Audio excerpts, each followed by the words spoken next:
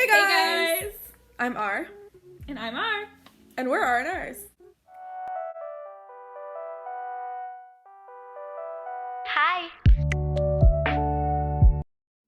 So, despite being quarantined, we're introducing a new series that will follow Simply Nailogical's recent nail art competitions on Instagram.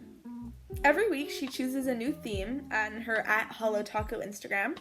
So, for example, last week was spring themed, and anyone can participate and post a picture of their nails to take part in the competition. You will see the results for these tutorials on our Instagram, which will be posted down below if you want to take a closer look. We hope you guys enjoy the video and try out the contest for yourselves. So, without further ado, let's get onto the video. So we're going to be starting with my tutorial, and you can see that I've painted my nails with a white base coat, and those are some of the polishes I'll be using. Now that we have all our supplies out, we can just dab a little bit of each polish on the brush and swipe across in a random manner to achieve a grassy background.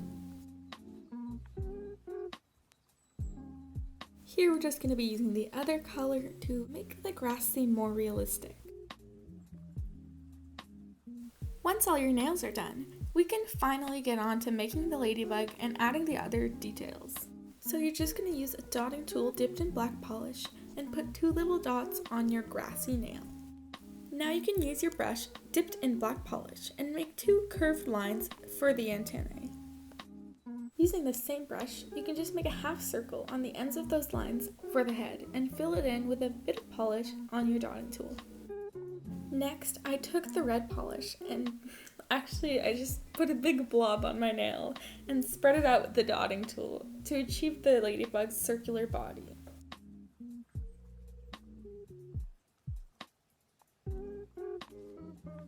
Now that you're satisfied with the end result, we can get on to doing the ladybug's legs. Using the brush dipped in a bit of black polish, you can make 6 lines around the ladybug for its legs.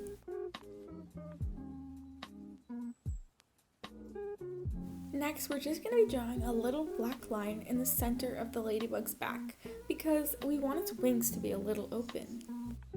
To finish off the ladybug, I just added a couple of black dots with my brush. Now that we're finally done the ladybug, we can get onto the footsteps that will be all across your other nails. The colors I chose for the footsteps are pink, blue, and purple, and I just did little lines all across the nails to signify that he has been on a mission. Now that his footsteps are done, we can get onto the last nail.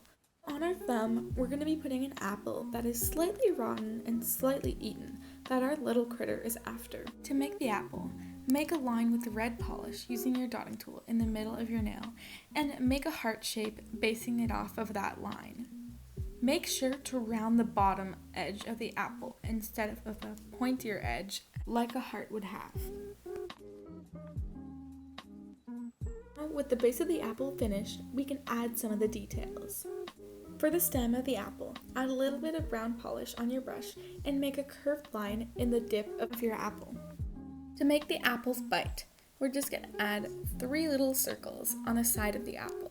So you can see me adding a little polish and spreading it out with my brush. Make sure to have 3 noticeable bumps as if it were an actual bite.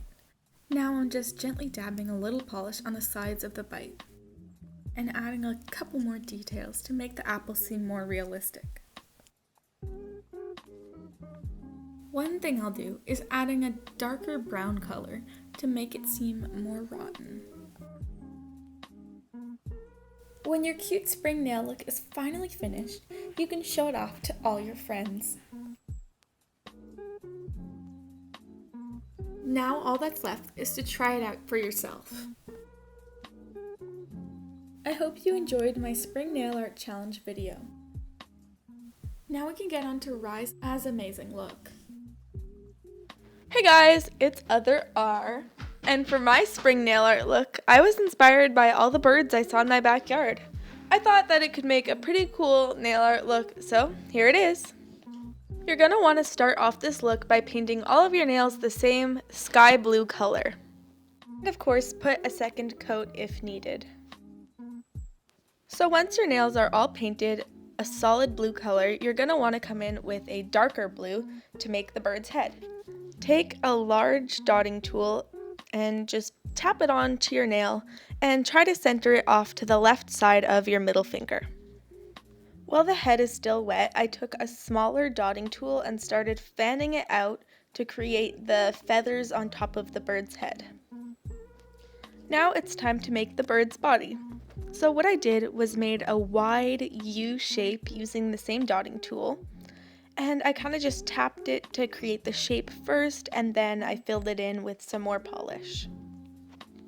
Next, I took a brush to kind of flare out those tail feathers, just like I did for the head, except this time on the tail. So now I'm making the cardinal, which is pretty much the exact same process as the blue jay, except make it in red and flip it so that the two birds can be facing each other. To do that, just make sure that the head is closer to the right side of the nail. Also, the dot I made for the head was a little bit big, so as you can see, I'm taking some of the polish from the head and spreading it out to make the outline of the bird's body, so that's just a little tip if ever you use too much nail polish. I also ended up making the body a little bit bigger to match the blue jay, and of course I flared out the head and the tail feathers. So now I'm going in with an orange polish on a brush and just making a little line to make the beak. And now I'm making the whites of the eyes, so just a simple white dot on the head of each bird. And of course, you know the drill, I'm gonna fill in the pupils to make it less creepy, using the black polish on the same dotting tool. Going in with the same blue I used for the sky to make the wing on the blue jay. So all you have to do is kind of go in the middle of his body downwards to make a kind of oval shape, and then I used a pink on the cardinal to make also an oval shape going kind of diagonally.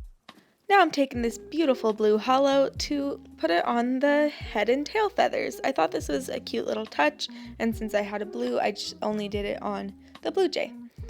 And now I'm adding more blue hollow along the bottoms of my nails to make a blue hollow kind of nest. I'm not exactly sure what I was going for, but I also did it on the red bird, and I thought it was like a cute little touch.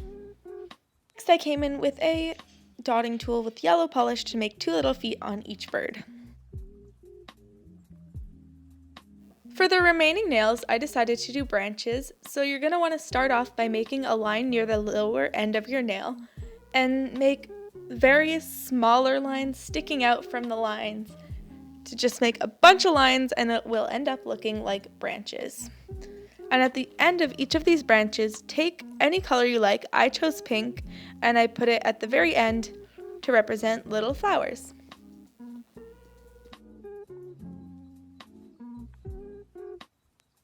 And when you're done with the flower's base color, you're going to want to take a white nail polish and dot it on top to make it a little bit more three-dimensional. Now I just did pretty much the exact same thing on the index finger, except this time I mirrored it and I faced the branch to the left instead of to the right.